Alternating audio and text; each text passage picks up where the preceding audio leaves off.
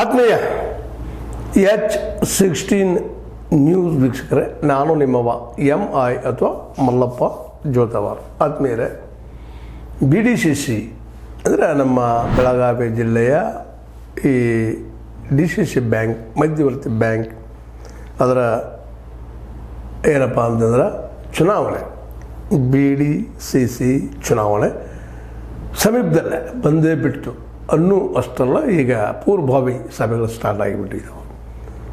ಹೇಗಾದರೂ ಮಾಡಿದ್ರೆ ಗೆಲ್ಲೇಬೇಕು ಅನ್ನೋದು ಹಠ ಈ ಎರಡೂ ಗುಂಪುಗಳಲ್ಲಿ ಅದ.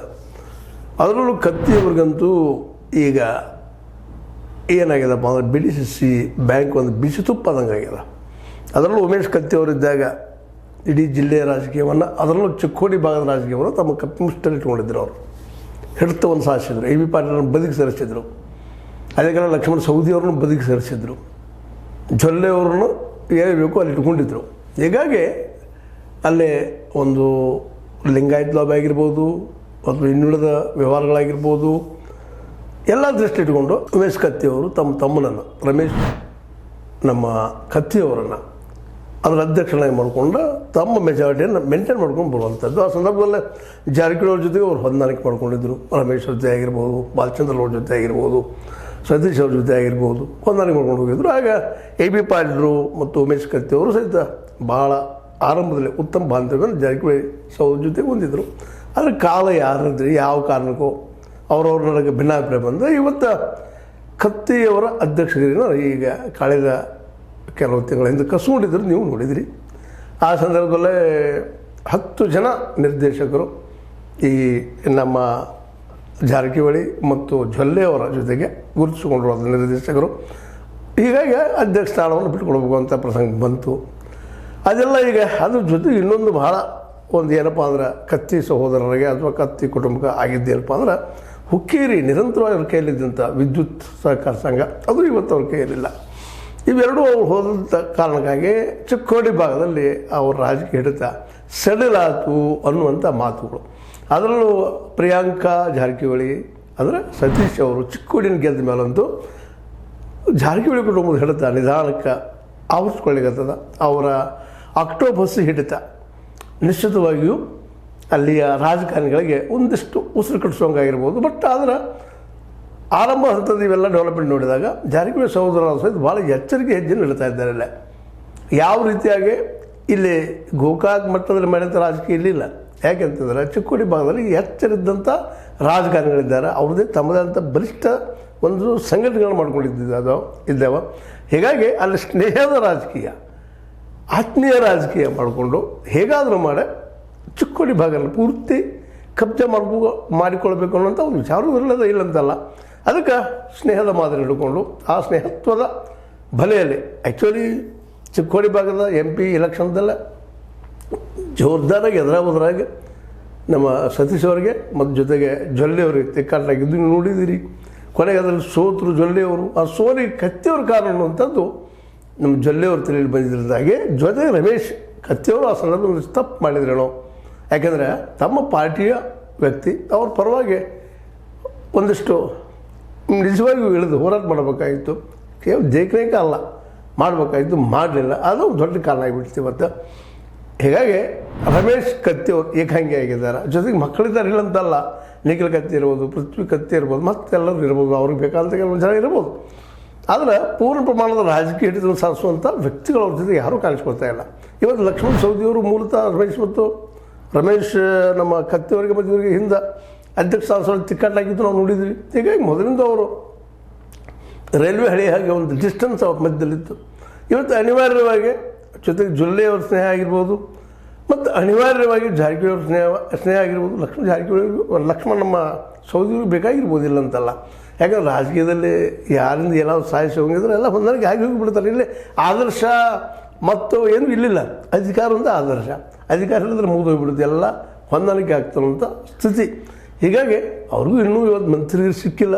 ಹೀಗಾಗಿ ಸತೀಶ್ ಅವ್ರನ್ನ ಎದುರು ಹಾಕ್ಕೊಂಡು ಆಗಲಿ ಅಥವಾ ಜಾರಕಿಹೊಳಿ ಕುಟುಂಬನ ಎದುರು ಹಾಕೊಂಡಾಗಲಿ ಹೋಗಿದ್ದು ಈ ಸಂದರ್ಭ ಏನದಪ್ಪ ಅಂದ್ರೆ ಬಗ್ಗು ಸಂದರ್ಭ ಬಂದು ಬಗ್ಗು ದೃಷ್ಟಿ ಹಿಡ್ಕೊಂಡು ಹೇಗೆ ಹುಲ್ಲಿನಾಗೆ ಇರಬೇಕು ಅನ್ನೋದು. ಮರ ಆದ್ರೆ ಬಿದ್ದು ಹೋಗ್ಬಿಡುತ್ತೆ, ಬಿರುಗಾಳಿ ಬೀಸಿದ್ರೆ ಅದು ಬೇಕಾಗಿಲ್ಲ ಅನ್ನೋದು ಹೊಂದಾಣಿಕೆ ರಾಜಕಾರಣ ಇರ್ಬೋದು. ಹೀಗಾಗಿ ಇವತ್ತು ಸ್ವತಃ ನಮ್ಮ ಬಾಲಚಂದ್ರ ಜಾರಕಿಹೊಳಿ ಅವರು ಖಾನಾಪುರದಲ್ಲಿ ನಡೆದಂಥ ಈ BDCC ಪೂರ್ವಭಾವಿ ಸಭೆಯಲ್ಲೇ ಚುನಾವಣೆ ಸಭೆಯಲ್ಲೇ ಸ್ಪಷ್ಟವಾಗಿ ಹೇಳ್ತಾ ಇದ್ದಾರೆ. ಏನಪ್ಪ ಅಂತಂದ್ರೆ ನಮ್ಮ ನೇತೃತ್ವ ಯಾರಪ್ಪ ಅಂದ್ರೆ ಸಾಮೂಹಿಕ ನೇತೃತ್ವ ಇದರಲ್ಲೇ ಪ್ರಭಾಕರ್ ಕೋರೆ ಅವರು ನೇತೃತ್ವ ವಹಿಸ್ತಾ ಇದ್ದಾರೆ, ಮುಖಂಡರಿದ್ದಾರೆ. ಮಾಜಿ ಸಂಸದ ಅಣ್ಣಾ ಸಾಹೇಬ್ ಜಲ್ಲೆ ಅವರಿದ್ದಾರೆ. ಜಲ್ಲೆ ಅವರ ಜೊತೆಗೆ ಜಿಲ್ಲಾ ಉಸ್ತುವಾರಿ ಸಚಿವ ಸತೀಶ್ ಜಾರಕಿಹೊಳಿ ಅವರು, ಮಾಜಿ ಸಚಿವರಾದ ಲಕ್ಷ್ಮಣ್ ಸವದಿ ಅವರು ಮತ್ತು ನಮ್ಮ ರಮೇಶ್ ಜಾರಕಿಹೊಳಿ ಅವರು, ಇವರೆಲ್ಲರೂ ಕೊಡ್ಕೊಂಡು ಒಂದು ನೇತೃತ್ವ ಮಾಡ್ಕೊಂಡಿದ್ದಾರೆ. ಇದು ಬಲಿಷ್ಠ ಪಂಗಡ ಹಾಗೆ ಮೇಲ್ನೋಟಕ್ಕೆ ಕಂಡು ಬರ್ತದೆ, ಅದು ಹೇಳೋ ಅವಶ್ಯಕತೆ ಇಲ್ಲ. ಯಾಕಂದರೆ ಸ್ವತಃ ಮೂರು ಮಂದಿ ಸಹೋದರರು ಜಾರಕಿಹೊಳಿ ಅವರು, ಜೊಲ್ಲೆಯವರು ಆ ಭಾಗದ ಚಿಕ್ಕೋಡಿ ಭಾಗದಲ್ಲಿ ಸಾಕಷ್ಟು ಬಾರ್ಡರ್ ಏರಿಯಾದಲ್ಲೇ. ಅದೇ ಕಾಲಕ್ಕೆ ನಮ್ಮ ಕೋರೆ ಅವರು, ಇವರು ರಾಜಕೀಯದಲ್ಲಿ ಗೆಲ್ಲದೆ ಹೋಗಿರ್ಬೋದು, ಯಾವುದೇ ನೇರ ಜನರ ಜೊತೆಗೆ ಎಲೆಕ್ಷನ್ದಲ್ಲಿ ಗೆಲ್ಲದೆ ಹೋಗಿರ್ಬೋದು. ಆದರೂ ರಾಜಕೀಯ ಹೇಳ್ಕೊಂಡು ಎರಡೂ ಪಕ್ಷಗಳಲ್ಲೇ ಇಟ್ಕೊಂಡಂಥವ್ರು BJP ಮತ್ತು ಕಾಂಗ್ರೆಸ್ನಲ್ಲೇ. ಯಾಕಂತಂದ್ರೆ ಅವ್ರ ದೊಡ್ಡ ಬಿಸ್ನೆಸ್ ಸ್ಕೇಲಿ ನಡಿಬೇಕಾಗಿದ್ದಪ್ಪ ಅಂದರೆ ಇವೆಲ್ಲ ಸಹಾಯ ಬೇಕಾಗ್ತದೆ ಎರಡೂ ಪಕ್ಷದ ಜೊತೆ ಮಿತ್ರತ್ವದ. ಅದಕ್ಕಾಗಿ ಪಕ್ಷಾತೀತವಾಗಿ ಬಹಳ ಬುದ್ಧಿವಂತರು ಬಾಲಚಂದ್ರ ಅವರು. ಪಕ್ಷಾತೀತವಾಗಿ ನಾವು ಹೋರಾಟ ಮಾಡ್ತಾ ಇದ್ದೀವಿ, ಯಾವ ಪಕ್ಷಕ್ಕೆ ನಾವು ಬಂದಿಲ್ಲ. ಯಾಕಂದ್ರೆ ಸ್ವತಃ ಅವರು ಬಾಲಚಂದ್ರು BJP ಅವರು, ಮತ್ತು ರಮೇಶ್ ಜಾರಕಿಹೊಳಿ BJP ಅವರು, ಸತೀಶ್ ಅವರು ಕಾಂಗ್ರೆಸ್ ಅವರು, ಇವ್ರು ಹೆಂಗೆ ಹೊಂದಾಣಿಕೆ ಆಗ್ತಾರಪ್ಪ ಅದು ಯಾರು ಕೇಳ್ಬೋದು. ಅದಕ್ಕಾಗಿ ಅದನ್ನು ತೆಗೆದು ಹಾಕಿಬಿಟ್ಟಿದ್ದಾರೆ. ಇಲ್ಲಿ ನಮಗೆ ಅಧಿಕಾರ ಮುಖ್ಯಪ್ಪ, ನಾವು ಹಿಡಿಬೇಕಾಗಿದೆ, ನಾವು ಇಷ್ಟು ಜನ ಒಂದಾಗಿದ್ದೀವಿ, ಇವರೆಲ್ಲರ ನೇತೃತ್ವದಲ್ಲಿ ನಡೀತಾ ಇದೆ ಅಂತ ಅಂದಾಗ ಸಹಜವಾಗಿ ಕತ್ತಿಯ ಬಲ ಕುಗ್ಗದ ಈ ಭಾಗದಲ್ಲಿ ಅಂತೇಳಿ ಹೇಗಾದ್ರು ಅನಿಸ್ತದ. ಅದಕ್ಕಾಗಿ ಇವತ್ತು ನಿಖಿಲ್ ಕತ್ತಿ ಆಗಿರ್ಬೋದು, ರಮೇಶ್ ಕತ್ತಿ ಆಗಿರ್ಬೋದು, ಅವ್ರದ್ದೇ ಆದಂಥ ಈಗಾಗಲೇ ಚುನಾವಣಾ ಪ್ರಚಾರವನ್ನು ಸ್ಟಾರ್ಟ್ ಮಾಡಿದ್ದಾರೆ ಅನ್ನೋದು ಸ್ಪಷ್ಟವಾಗಿ ಕಂಡು ಬರ್ತಾ ಇದೆ. ಎಲ್ಲ ಕಡೆ ತಿರುಗ್ತಾ ಇದ್ದಾರೆ, ಅವರು ಭೇಟಿ ಆಗ್ತಾ ಇದ್ದಾರೆ. ಇದಕ್ಕೆ ಸಂಬಂಧಿಸಿದ ಯಾಕಂದ್ರೆ BDCCಯ ನರಗಳು ಎಲ್ಲೆಲ್ಲಿದ್ದಾವೆ, ಯಾವುದು ನಡಿಬೇಕು, ಏನು ಮಾಡಬೇಕು ಅನ್ನೋದ್ರಲ್ಲೇ ಕತ್ತಿಯವರು ಸ್ವತಃ ಅನುಭವಿಸ್ತಿದ್ದಾರೆ. ಸ್ವತಃ ಅವ್ರ ಅಣ್ಣ ಮತ್ತು ಇವರು ಸಹಕಾರ ಸಂಘದ ಸಾಕಷ್ಟು ಸಹಕಾರಿ ಒಂದು ಏನಪ್ಪ ಫೀಲ್ಡ್ದಲ್ಲೇ ಸಾಕಷ್ಟು ವರ್ಕ್ ಮಾಡಿದವರು ಇದ್ದಾರೆ.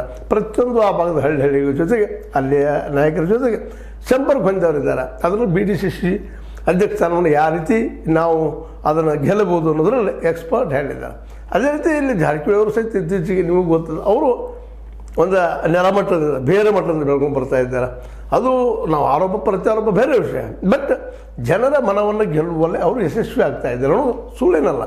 ಯಾಕಂದರೆ ಸ್ವತಃ ಬಾಲಚಂದ್ರ ಅವರ ಭಾಗದಲ್ಲಿ ಅವರ ಜಾತಿಯವ್ರ ಜನ ಎಷ್ಟಿದ್ದಾರಲ್ಲೇ, ಆದರೂ ಎಲ್ಲ ಕೋಮಿನ ಎಲ್ಲ ಜನರ ವಿಶ್ವಾಸವನ್ನು ಗಳಿಸಿಕೊಂಡು ಅಲ್ಲೇ ಮದುವೆಗಳಲ್ಲೇ ಮುಂಜಿಗಳಲ್ಲೇ ಮುಂತಾದಲ್ಲೇ ತಮಗೆ ಆದಷ್ಟು ಸಹಾಯ ಮಾಡ್ತಾ ಜನಮನವನ್ನು ಗೆಲ್ಲುವಲ್ಲೇ ಭಾಳಷ್ಟು ಯಶಸ್ವಿ ಆಗಿದ್ದಾರೆ, ಕೆಲಸನೂ ಮಾಡಿದ್ದಾರೆ. ಅದೇ ರೀತಿ ಇವತ್ತು ಒಂದಿಷ್ಟು ನಮಗೆ ರಮೇಶ್ ಜಾರಕಿಹೊಳಿ ಹುಂಬ ರಾಜಕೀಯ ಆಗಿ ಕಾಣ್ತಿರ್ಬೋದು ಅವರು ಹುಂಬದಲ್ಲಿ ಕೆಲವೊಂದು ವಿಷಯದಲ್ಲ. ಆದರೆ ಅವರು ಸಹ ಗೋಕಾಕ್ ಭಾಗದ ಅದರಲ್ಲೂ ಬೇಡ ಸಮುದಾಯ ಆಗಿರ್ಬೋದು, ಲಿಂಗಾಯತ ಸಮುದಾಯ ಆಗಿರ್ಬೋದು, ಎಲ್ಲ ಸಮುದಾಯಗಳ ಜೊತೆಗೆ ಒಳ್ಳೆಯ ಸಂಪರ್ಕ ಇಟ್ಕೊಂಡು ಅವ್ರ ಮೇಲೆ ತಮ್ಮದೇ ಹಿಡಿದು ಸಾಧಿಸಿದ್ದಾರೆ. ಸತೀಶ್ ಅವ್ರ ಬಗ್ಗೆ ಹೇಳೋ ಅವಶ್ಯಕತೆಯೂ ಇಲ್ಲ. ಅವ್ರು ಸ್ವತಃ ಒಬ್ಬ ಬುದ್ಧಿವಂತ ಮತ್ತು ತಮಗೆ ಹೆಂಗೆ ಬೇಕಪ್ಪ ರಾಜಕೀಯವನ್ನು ಹೊರಡಿಸುವಂಥ ವ್ಯಕ್ತಿ ಇದ್ದಾರೆ. ಕೋರೆ ಅವ್ರಿಗೆ ಈ ಜನ ಸಂಪರ್ಕ ಇಲ್ಲದೆ ಹೋಗಿರ್ಬೋದು, ಬಟ್ ರಾಜಕಾರಣದಲ್ಲಿ ಎಲ್ಲ ಪಕ್ಷಗಳು ಹೊಂದಾಣಿಕೆ ಮಾಡಿಕೊಂಡು ಅವ್ರ ಸಹಾಯ ಸಹಕಾರ ಹೆಂಗೆ ತೊಗೊಳ್ಬೇಕು ಅನ್ನೋದನ್ನು ಮಾಹಿರದಾರ. ಇನ್ನು ಲಕ್ಷ್ಮಣ್ ಸವದಿ ಅವರು ರಚನೆ ಭಾಗದಲ್ಲಿ ಸುತ್ತಮುತ್ತಲು ಅವರು ತಮ್ಮ ವ್ಯಕ್ತಿತ್ವವನ್ನು ಬೆಳೆಸ್ಕೊಂಡಿದ್ದಾರೆ. ಹೀಗಾಗಿ ಈ BDCCಯಲ್ಲೇ ಇವತ್ತು ಅಪ್ಪರ್ ಹ್ಯಾಂಡ್ ಯಾರದಪ್ಪ ಅಂದ್ರೆ ಬಾಲಚಂದ್ರ ಜಾರಕಿಹೊಳಿ ಅವರ ಭಾಗದ್ದು, ಅಥವಾ ಕೋರೆ ಅವರು ತೊಗೊಳ್ತಾರೆ ಹೆಸರನ್ನ, ಬಟ್ ಲೀಡರ್ಶಿಪ್ ಏನದಪ್ಪ ಅಂದರೆ ಇವತ್ತು ಬಾಲಚಂದ್ರ ಜಾರಕಿಹೊಳಿ ಅವರು ನಿಧಾನಕ್ಕೆ ತೆಗೆದುಕೊಳ್ತಾ ಇದ್ದಾರೆ. BDCC ಬ್ಯಾಂಕನ್ನು ತಕ್ಕೊಳ್ಬೇಕು ಅನ್ನೋಂಥದ್ದು. ಈಗಾಗಲೇ ಅವರು ನಿಮಗೆ ಗೊತ್ತದ ಹಾಲು ಒಕ್ಕೂಟದ ಅಧ್ಯಕ್ಷರಿದ್ದಾರೆ. ಅದರಿಂದ ರೈತರ ಜೊತೆ ಸಂಪರ್ಕ, ಆ ನಿರ್ದೇಶಕರ ಜೊತೆ ಸಂಪರ್ಕ, ಅಲ್ಲಿ ಜನ ಸಮುದಾಯದ ಜೊತೆ ಸಂಪರ್ಕ, ಮತ್ತು ಅದರ ಜೊತೆಗೆ ಅವರ ಬ್ರದರನು ಇನ್ನೊಬ್ಬರು ಲಕ್ಷ್ಮಣ್ ಜಾರಕಿಹೊಳಿ ಅವರು ಸಂಘಗಳಿಂದ ಆರಿಸಿ ಬಂದಂಥವ್ರು ಇದ್ದಾರೆ. ಹೀಗಾಗಿ ಒಟ್ಟಾರೆಯಾಗಿ ಈ ಸಂದರ್ಭ BDCC ಚುನಾವಣಾ ಪ್ರಚಾರ ಎರಡೂ ಕಡೆಯಿಂದ ಜೋರ್ದಾರ್ ಹಿಡಿತಾ ಇದೆ. ಬಟ್ ಇವತ್ತು ಒಂದಿಷ್ಟು ನಮ್ಮ ಬಾಲಚಂದ್ರ ಜಾರಕಿಹೊಳಿ ಅವರ ನೇತೃತ್ವದ ಗುಂಪು ಬಲಿಷ್ಠ ಅನ್ನಿಸ್ತಾ ಇದೆ. ಬಟ್ ಯಾರು ಬಲ್ಲರು, ಭವಿಷ್ಯದಲ್ಲಿ ಏನಾಗ್ತದೆ, ಇದೇ ಒಂದು ಅಕ್ಟೋಬರ್ ಒಳಗಾಗಿ ಅನ್ನುವಂಥ ಆ ಡೇಟ್ ಬರೋದ್ರೊಳಗಾಗಿ ರಾಜಕೀಯದಲ್ಲಿ ಬೇಕಾದ ಸ್ಥಿತ್ಯಂತರಗಳಾಗ್ಬೋದು. ಆದರೆ ಆಗೋದು ಭಾಳ ಸಾಧ್ಯ ಕಡಿಮೆ ಅನ್ನೋದು ಅಷ್ಟ ಸತ್ಯ. ಯಾಕೆಂದರೆ ಈಗಾಗಲೇ ಇವರೆಲ್ಲರ ಜೊತೆಗೆ ಸಂಪರ್ಕವನ್ನು ಪ್ರೀತಿ ವಿಶ್ವಾಸದಿಂದ ಗಳಿಸ್ಕೊಳ್ತಾ ಹೋಗ್ತಾ ಇದ್ದಾರೆ. ಮತ್ತು ರಾಜಕೀಯದಲ್ಲಿ ಒಬ್ಬರೊಬ್ಬರು ಕಿತ್ತು ಹಾಕೋದು ಮಾಡೋದು ಇವೆಲ್ಲ ಕಾಮನ್ ಆಗಿದ್ದೇ ಇರ್ತವೆ. ಅದ್ರ ಬಗ್ಗೆ ಮೋಸ್ಟ್ಲಿ ಯಾರು ರಾಜಕಾರಣಿ ಚಿಂತನೆ ಮಾಡಲಿಕ್ಕೆ ಹೋಗಲಿಕ್ಕಿಲ್ಲ. ಇವತ್ತು ನಮಗೆ ಲಾಭದಲ್ಲ, ಸಾಕು ನಾಳೆ ನೋಡ್ರಿ ಆಯ್ತು ಅನ್ನುವಂಥ ಕಾರಣದಿಂದಾಗಿ ಸ್ವಲ್ಪ ಜಾರಕಿಹೊಳಿ ಅವರಿಗೆ ಅವಕಾಶ ಹೆಚ್ಚಾಗಿದ್ದಾವೆ BDCC ಬ್ಯಾಂಕ್ನಲ್ಲ. ಅವರ ಒಂದು ಬೆರಳ ಕುಣಿತಕ್ಕೆ BDCC ಸಿಗುವ ಎಲ್ಲ ಸಾಧ್ಯತೆಗಳಿದ್ದಾವೆ ಅಂತೇಳಿ ಇವತ್ತು ಅನ್ನಿಸ್ತಾ ಇದೆ. ನಾಳೆ ಮತ್ತೆ ವಿಚಾರ ಮಾಡೋಣ ಅಂತ ಹೇಳ್ತಾ ಇದು ಆರಂಭದ ವಿಶ್ಲೇಷಣೆ. ಇದರಲ್ಲೇ ತಪ್ಪಿರ್ಬೋದು, ಸರಿನೂ ಇರ್ಬೋದು. ರಿಸಲ್ಟ್ ಯಾರ ಕೈಯಲ್ಲೂ ಇಲ್ಲ, ಭವಿಷ್ಯ ಯಾರ ಕೈಯಲ್ಲೂ ಇಲ್ಲ. ಮತ್ತು ಏನಿದ್ರು ಈಗ ಮತದಾರ ಕೈಯಿಲ್ಲದ, ಮತದಾರ ಏನು ಮಾಡಬಹುದು, ಈ ನಿರ್ದೇಶಕರನ್ನ ಆಯ್ಕೆ ಮಾಡುವಲ್ಲ BDCCಯನ್ನು ಯಾರಿಗೆ ಕೊಡ್ಬೋದು ನಮ್ಮ ರೈತರು ಅನ್ನೋದನ್ನ ನೋಡ್ತಾ, ಇದು ನಿಮ್ಗೆ ಲೈಕ್ ಆಗಿರ್ಬೋದು. ಲೈಕ್ ಮಾಡಿ, ಶೇರ್ ಮಾಡಿ, ಕಮೆಂಟ್ ಮಾಡಿ, ಜೊತೆಗೆ ಸಬ್ಸ್ಕ್ರೈಬ್ ಹೋಗ್ಬೇಡ್ರಿ. S16 ನ್ಯೂಸ್ ಅರ್ಥಾತ್ ಹೇ ಸೀತಾರಾಮ ಸತ್ಯದ ಕೈಗಳಲ್ಲಿ ವಂದನೆಗಳು.